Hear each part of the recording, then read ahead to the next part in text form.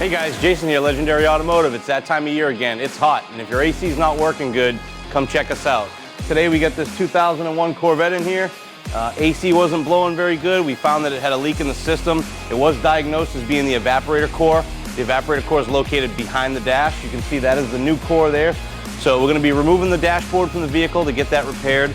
So again, if you've got AC issues, be careful who you trust. Make sure you're going to a qualified repair shop like Legendary Automotive. Come check us out, visit our website, legendaryfl.com, or give us a call, 239-277-1004. Thanks.